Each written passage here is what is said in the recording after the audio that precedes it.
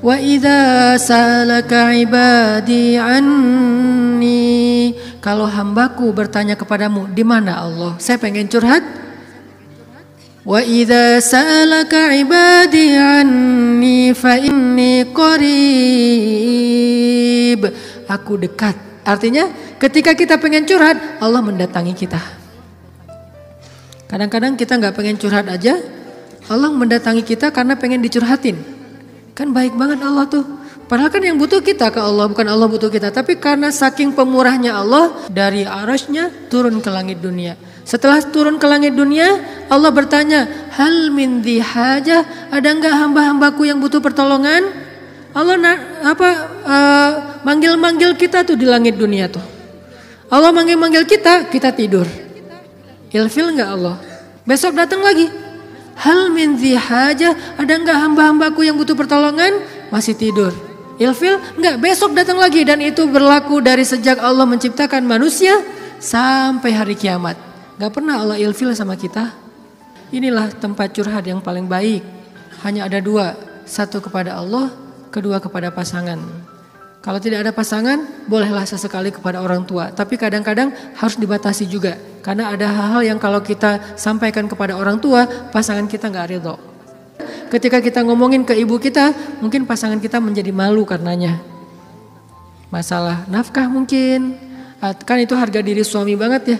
Kalau seorang istri kemudian curhat ke ibunya, ya AA ngasihnya kurang terus setiap bulan. Kan dia jadi malu nih. Ada hal-hal yang suaminya akan malu dan gak rela. Terus kepada siapa yang insya Allah suami kita gak malu? Kepada Allah. Ya Allah, suami saya ngasih nafkah kurang terus udah berapa bulan? Saya sih berharap gak usah banyak-banyak ya Allah, 30 juta aja sebulan. Ini masih kurang 29 juta, kurang sejuta curhat ya. Karena suami kita juga curhatnya ke Allah. Ya Allah, saya pengen nambahin nafkah buat istri saya. Ya Allah, ya Allah, ya Allah. Dua-duanya curhat nih. Kalau perlu curhatnya sambil pegangan tangan, kan seru tuh. Coba kalau masih sendiri, pegangan tangan siapa? Gini-gini. Mana ya tangan? Kalau sholat tahajud berdua sama sendiri. Kalau sendiri yang banguninnya alarm, nggak enak banget tuh. Ring, apa sih berisik? Tapi kalau udah berpasangan, yang banguninnya suara lembut. Kang, bangun. Akhirnya makin tidur. Ini tapi bukan fikih ya. Ini iseng-isengan saya doang nanya ke istri saya. Yang. Kalau kita sholat tuh boleh gak sih gandengan? Istri saya nanya, gandengan gimana? Jadi kita tengah malam tuh nanya kayak gituan. Gandengan gimana? Gini, jadi kita takbir terus. Boleh gak sih kayak gitu? Nanya ya. Tapi kalau deketan boleh kan? Boleh. Ya udah deketan lagi dong. Lagi bisa nggak ngomong kayak gitu ke teman kos-kosan? Deket lagi dong. Bahaya. Makanya teman-teman curhat sama Allah SWT. Analogi dan contoh kasusnya mungkin masalah cinta dengan pasangan ya. Tapi moral of the story-nya itu bisa kita pakai dalam apa aja. Karena kita punya masalah bukan cuma dengan pasangan, bukan cuma dengan teman, tapi kita punya masalah dalam pekerjaan, dalam apa aja. Pokoknya mau curhat ke langit. Karena Allah selalu menunggu kita curhat. Yang di seluruh bumi juga makhluk-makhluk Allah selain jin dan manusia setiap hari berdoa kepada Allah. Masa kita nggak mau berdoa? Kulla yaumin huwa fi sya'n wa la ya'uduhu hifdzuhuma. Curhat sama Allah. Akhirnya Khawlah udah selesai datang ke Nabi. Kalau bahasa kita kayak ngejapri ke Nabi gitu. Nabi bilang, kamu sama suami kamu sudah haram selama-lamanya. Karena zihar itu adalah tradisi Arab jahiliyah. Kamu buat saya seperti ibu. Itu tradisi Arab jahiliyah yang gak baik banget. Sangat-sangat tidak adil kepada perempuan. Jadi ini salah satu ayat bukti bahwa Al-Quran itu benar-benar turun untuk mengangkat kehormatan perempuan. Karena tradisi Arab jahiliyah, kalau dia udah mulai bosan sama istrinya, langsung dia ceraikan seumur hidup. Kenapa seumur hidup? Biar gak dapat waris, biar gak ada tanggung jawab apa-apa, nafkah segala macam. Kan curang banget kan? Dinikahi ketika muda, pas udah tua diceraikan tanpa ada harapan warisan dan nafkah lagi selama-lamanya. Ternyata Khawlah gak berhenti dengan bertanya kepada Nabi doang. Dia minta kepada Allah. Tadinya gak ada loh fikih zihar di dalam Islam tuh gak ada. Gak ada syariat hukum tentang bab Zihar dalam Islam baru ada setelah khaulah curhat. Jadi bisa dibilang beberapa syariat Islam itu muncul hasil dari curhat-curhat para hamba. Apa arti al-mujadilah? Perempuan yang sedang curhat. Ini surat curhat di dalam Al-Quran. Akhirnya turun ayat, Allah sudah mendengar pembicaraan kalian berdua, Allah tahu banget isi japri-japrian kalian. Kemudian Allah mengatakan zihar itu adalah dosa besar. Dan orang yang melakukan zihar tidak berlaku untuk istrinya. Tapi dia wajib menebus dosa itu dengan cara berpuasa 2 bulan berturut-turut. Suami dari Khawlah orang yang sudah sangat tua. Nabi panggil dia ke sini. Akhirnya sahabat nyari-nyari dia, dipanggil ke rumah Nabi. Kemudian Nabi mengatakan, sudah turun ayat tentang masalah kamu dengan Khawlah. Allah enggak redha dengan apa yang kamu lakukan kepada Khawlah. Akhirnya dia dimarahin sama Nabi. Kemudian Nabi mengatakan, ya Rasulullah, saya sadar, saya insaf, saya taubat. Terus gimana menebusnya ya Rasul? Kata Nabi, berpuasalah 2 bulan berturut-turut. Dia bingung. Rasul, saya ini laki-laki yang sudah tua.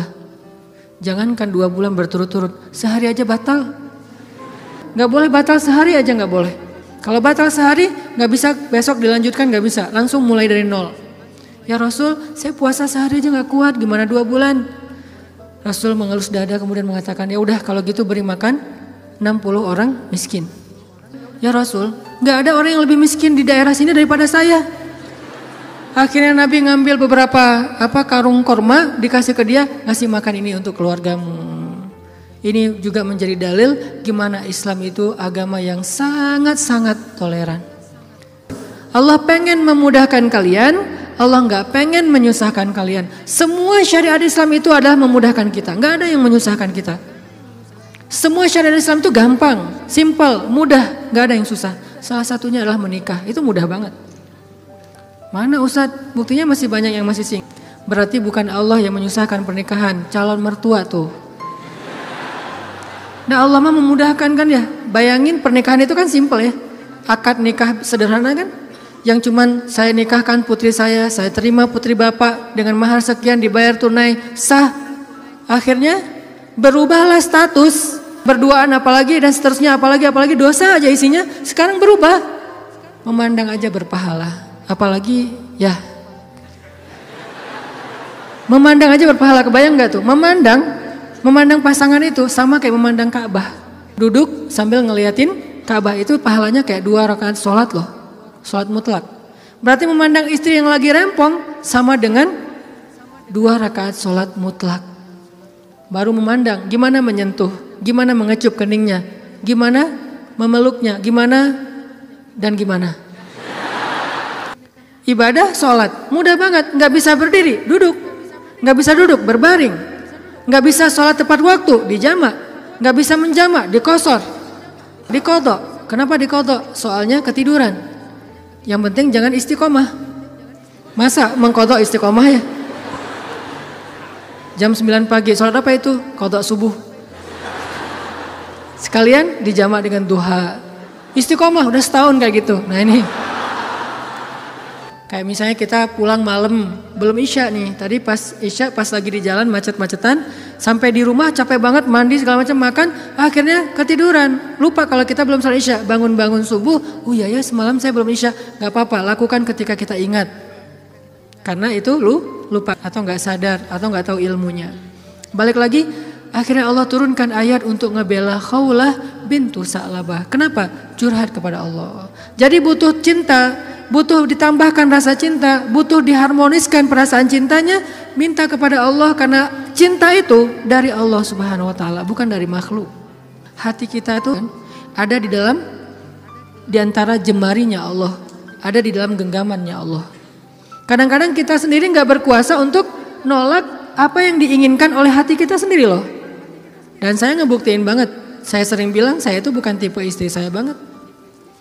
Ada 4 hal yang istri saya nggak mau, 4-4-nya ada di saya.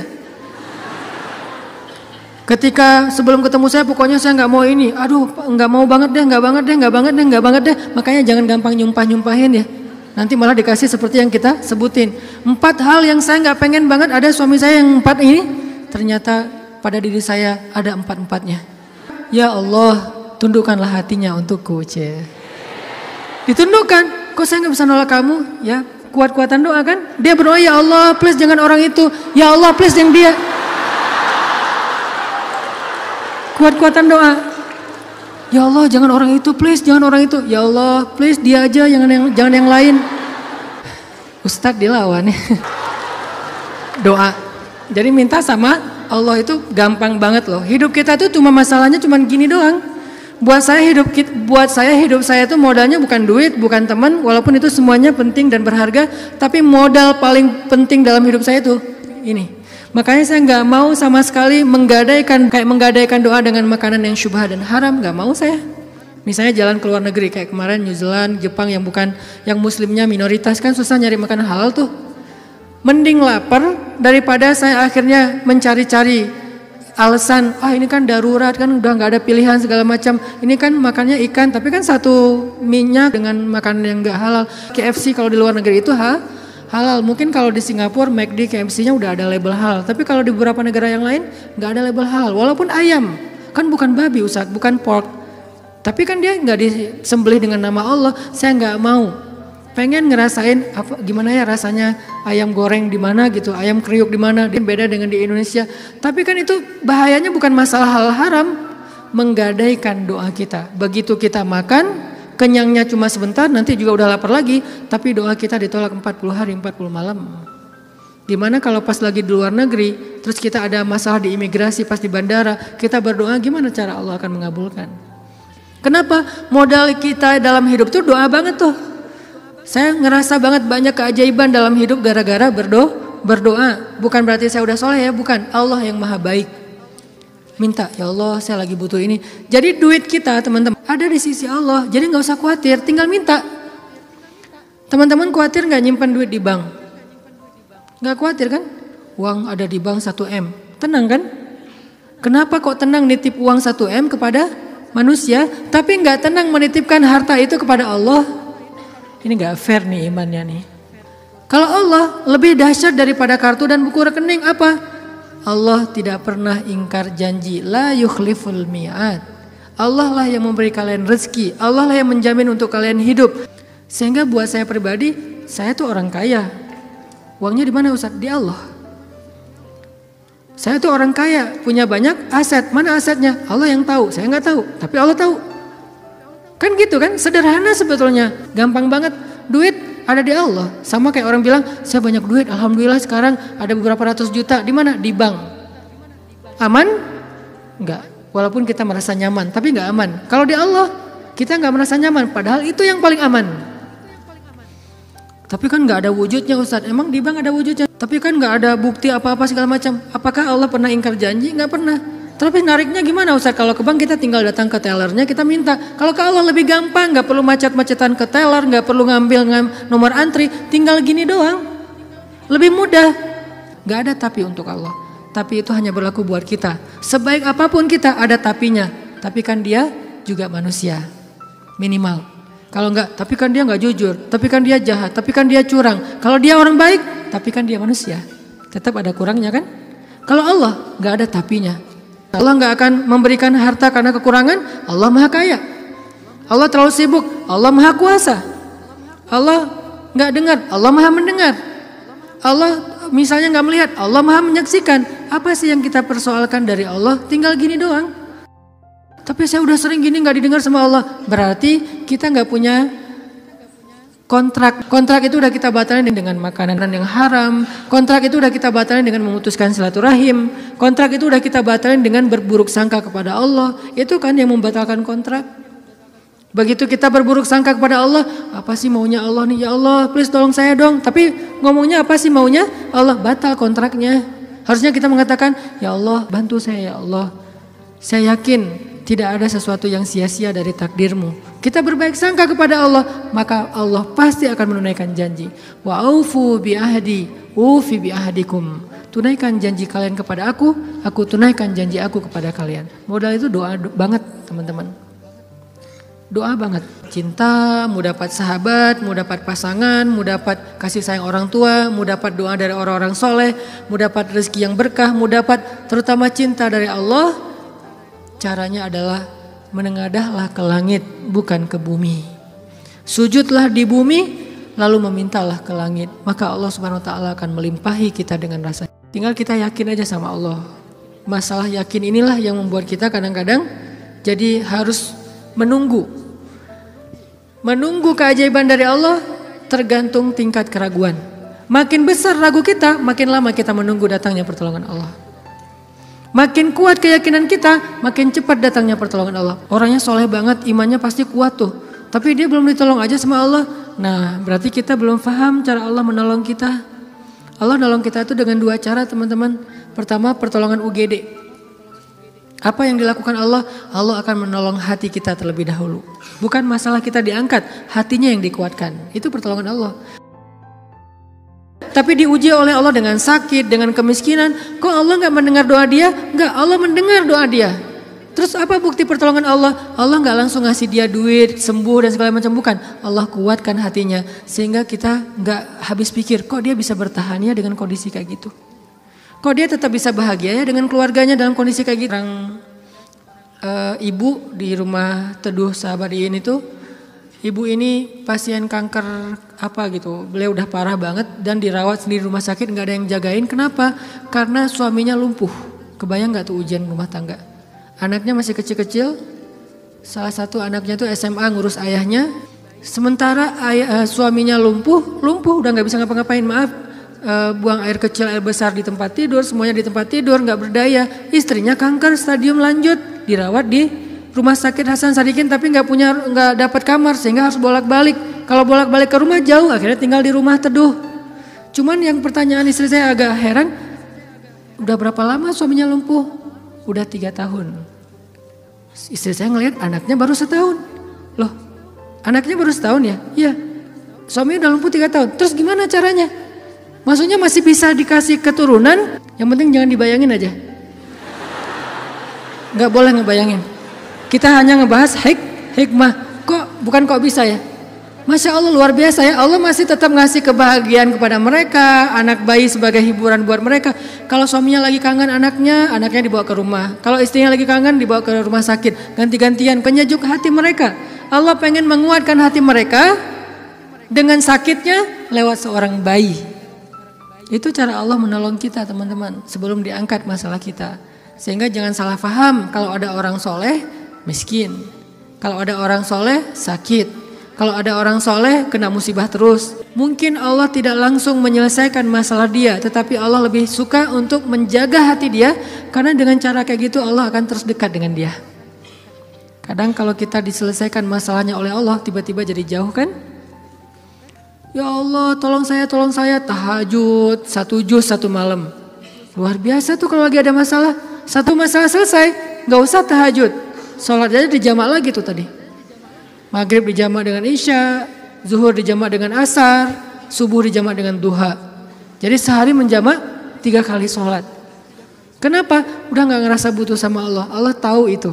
Makanya nih kayaknya hambaku nih kalau aku tolong nanti jauh lagi, sementara aku kangen. Kan tetap happy, tetap bahagia. Yang gak bahagia itu orang yang lihat.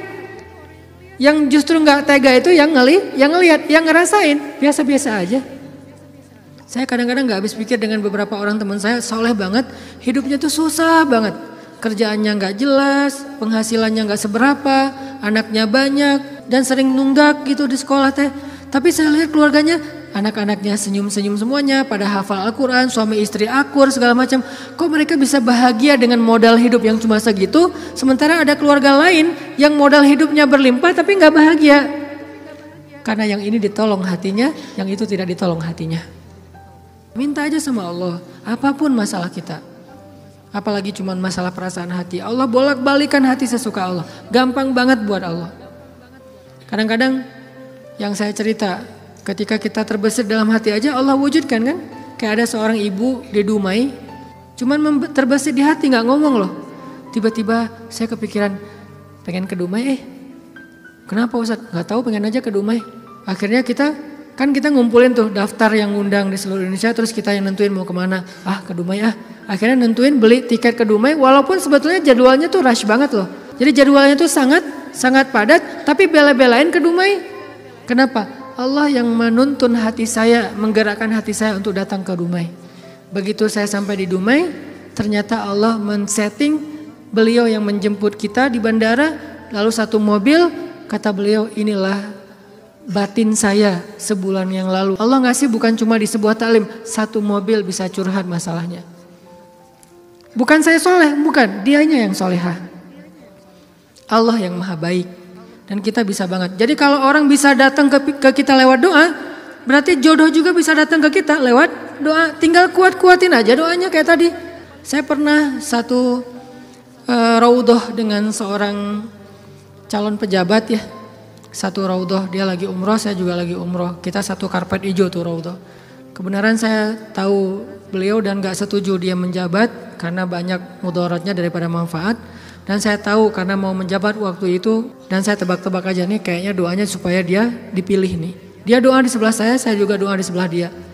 Saya doanya pas dengerin kayaknya khusyuk banget doanya, nangis-nangis itu. Ya Allah tolong jangan kabulkan doa orang di sebelah. Ya. Karena mudaratnya lebih banyak, saya nggak rela banget dia yang berkuasa karena bahaya banget. Jelas doa itu yang paling luar biasa. Sama kayak kita menjalani hidup, ada masalah dikit tinggal gini kan. Sama kayak kita ada asuransi, ada masalah dikit tinggal klaim. Cuman ngeklaim asuransi kan lama nih. Kita harus bayar 200.000 dulu, kita harus ada prosesnya dulu. Kalau ke Allah, kenapa kita ngeluh? Kok lama banget ya Allah, kok lama banget? Enggak, kalau kita yakin akad kita dengan Allah di sini. Makin kuat di sini, makin cepat Allah menolong kita, dan itu ajaib banget. Saya nolak kalau misalnya Allah mau mendatangkan sesuatu dalam hidup saya, gimana pun ditolak tetap akan datang. Tetap akan ketemu. Alam yajidka yatiman fa'awah wa wajadaka dhallan fahada wa wajadaka ailan fa'aghna.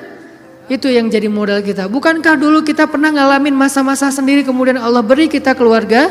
Masa-masa ketika kita bingung Allah beri kita petunjuk. Fa'ammal yatima fala taqhar wa ammas sa'ila fala tanhar wa amma bi ni'mati rabbika fahaddis. Apa maksud wa amma bi ni'mati rabbika fahaddis? Nikmat Tuhanmu itu dibicarakan. Maksudnya apa? Untuk membuat kita makin yakin sama Allah. Ya, dulu kan Allah pernah nolong kita. Dulu kita pernah lapar, Allah yang beri kita makan. Dulu kita pernah bingung di sebuah kota mau kemana, Allah kasih kita tempat tinggal. Dulu kita pernah bingung sendiri, Allah kesepian sendiri, Allah kasih kita keluarga. Itu yang dibahas untuk tajdidul iman, memperkuat iman kita kepada Allah Subhanahu wa taala. Jadi kesimpulannya teman-teman, bahwa kita butuh apa aja mintalah sama Allah, termasuk cinta. Jangan begging kepada manusia, karena itu akan menjatuhkan harga diri kita. Kalau mau begging, mengemislah kepada Allah Subhanahu wa taala. Makin kita mengemis kepada Allah, makin Allah angkat derajat kita. Makin mengemis makin mulia. Kalau ke manusia makin mengemis makin hina. Mudah-mudahan ini menjadi booster buat kita, bukan hanya dalam masalah pernikahan, tapi juga dalam semua masalah hidup kita. Dan la tahzan, innallaha ma'ana. Gak usah khawatir, jangan sedih, jangan putus asa. Allah itu selalu bersama kita. Kenapa kita tidak mengandalkan ini dalam hidup kita?